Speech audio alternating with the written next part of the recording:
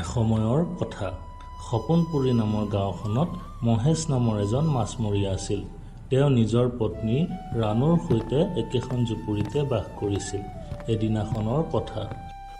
অৰি শুনিছা, আমাৰ সকলোৱে অহা সপ্তাহত চাৰণ বিললৈ মাছ মাৰিবলৈ যাব। ঘৰত থাকিনো কিমান চলিম। ময়ো সিহঁতৰ লগতে যাম বুলি ক'লোঁ।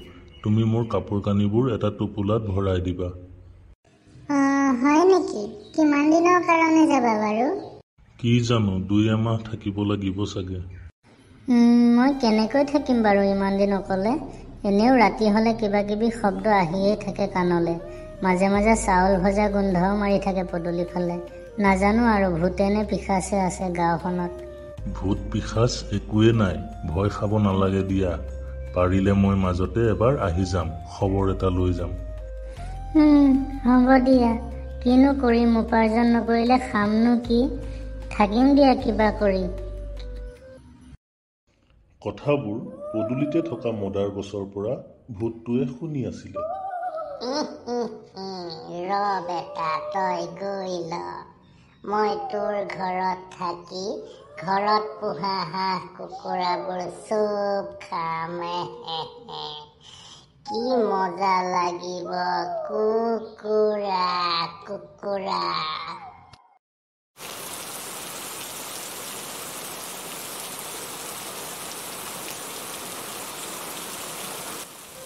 মহেশ, সকলো সামৰিলানে?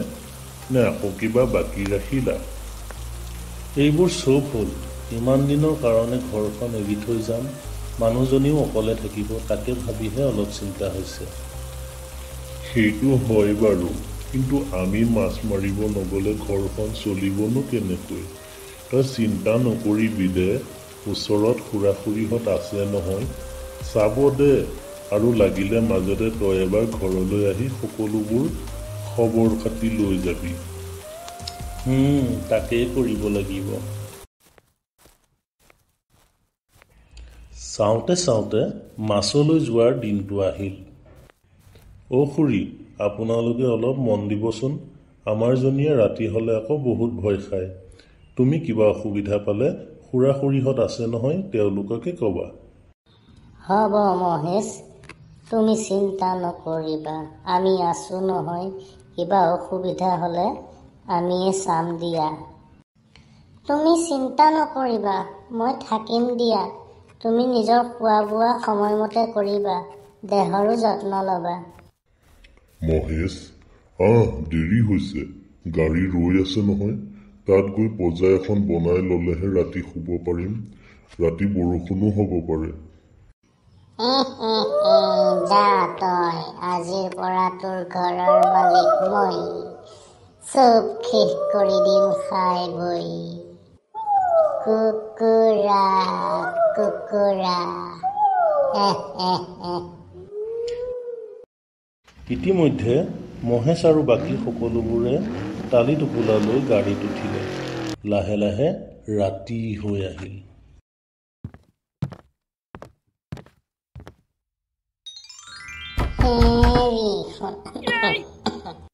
কিবাহে কৈ আছে দেখোন।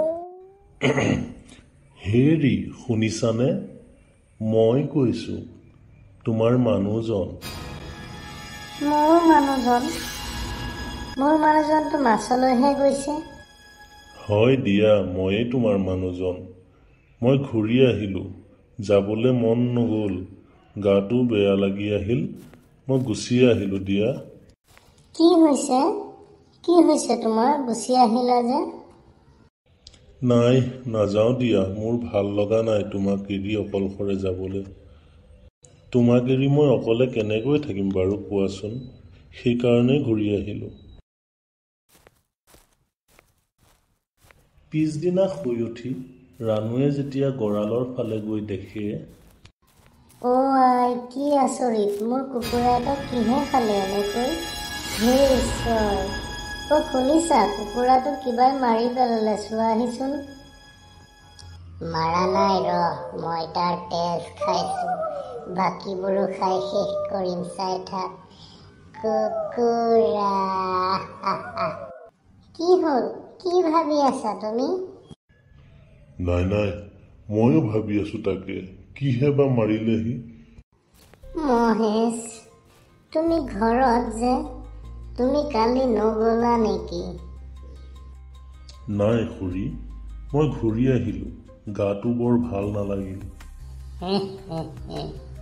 তুমি মানে মানুহজনীক এৰি থাকিব নোৱাৰা ন? বুজিছো দিয়া, বাৰু থাকিবা, মই যাওঁ।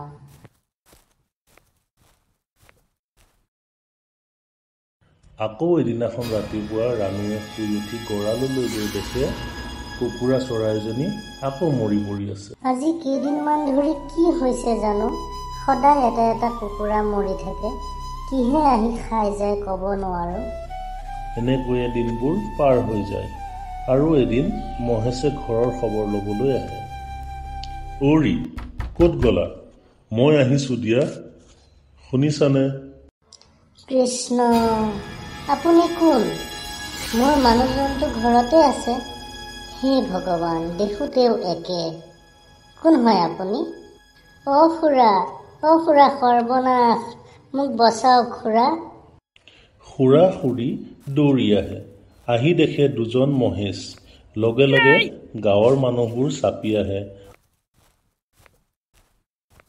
আৰু গাঁওবুঢ়াকো খবৰ দিয়া হয় আৰু এখন ৰাজহুৱা মেল পতা হয়। এতিয়া কোৱাচোন, তোমালোকৰ মাজত আচল মহেশ কোন? মই আচল মহেশ, মই নহয়, মইহে আচল মহেশ গাঁওবুঢ়া দেউতা। মই মোৰ মানুহজনীৰ খবৰ ল'বলৈহে ঘৰলৈ আহিছিলোঁ। নহয়, মইহে আচল মহেশ। মই মানুহজনীৰ কথা ভাবি মাছলৈয়ে নগ'লোঁ। ঠিক আছে ৰ'বা, তোমালোকৰ কোনোবা এজনেতো মিছা মাতি আছা ন? সকলোবোৰ উলিয়াম। তোমালোকৰ দুয়োজনে এটা পৰীক্ষা দিব লাগিব। যিজনে সফল হ'ব তেওঁৱে হ'ব আচল মহেশ।